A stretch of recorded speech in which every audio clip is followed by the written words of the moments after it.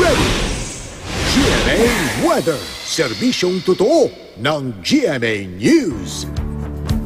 Hi, good morning, Ma'am Lynn. Danny. At good morning din po mga kapuso at sa paggunitangan natin ng EDSA 30 dito sa Metro Manila, mataas ang tsansa ng pagulan. Mahina lang mga kapuso mula umaga yan hanggang sa hapon pero bahagyang bababa pagdating sa gabi. At yung ating maximum temperature, posibleng umabot ng 32 degrees Celsius.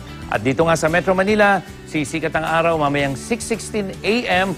at muling lulubog 6:03 p.m. May hanging amihan. Malakas po ito mga kapuso na nakakapekto dyan sa may extreme northern Luzon ayon sa Pag-asa habang isang tail end ng cold front naman ang magbibigay ng mga pagulan dyan sa may eastern section ng northern Luzon. At dahil dyan sa epekto ng dalawang weather system na yan, may mga pagulang maranasan mga kapuso dyan po sa malaking bahagi ng Luzon, lalong-lalo na dyan sa may Cagayan Valley, dyan sa may Cordillera. At dahil sa malakas na hanging amihan mga kapuso, bawal pong pumalawit yung mga maliliit na sakyang pandagat dyan sa may northern seaboard at eastern seaboard ng Luzon. Kaya delikado po yung mga maliliit na sakyang pandagat. At alamin naman natin yung mataas na temperaturang posibleng maranasan dito sa may northern at central Luzon. Mainit dyan sa may Cabanatuan, 32 degrees Celsius. At sa Baguio, 20 degrees Celsius.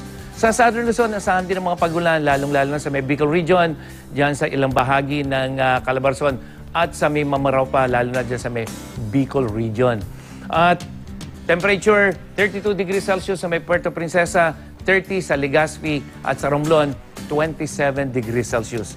May mga pagulang maranasan din sa eastern section ng Visayas, yung Samar, Leyte provinces. May mga mayinang pagulan sa western side, pero dito po sa central section, mas maaliwalas ang panahon. Tingnan naman natin ang maximum temperature, pinakamainit sa Tagbilaran at Dumaguete, 31 degrees Celsius. Katarman, 28 degrees Celsius lamang dahil po sa mga pagulan. At sa Mindanao, asahan din ang pagulan sa may eastern section, yung Caraga at Davao regions. Dito sa may pagdating ng hapon, dito sa may northern Luzon, pero malaking bahagi ng Mindanao, mas maaliwalas ang panahon.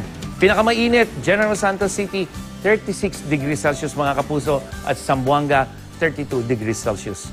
Yan ang latest mula sa GMA Weather. Ako po si Nathaniel Cruz. Magplano para sigurado. I am ready. Serbisyong totoo ng GMA News.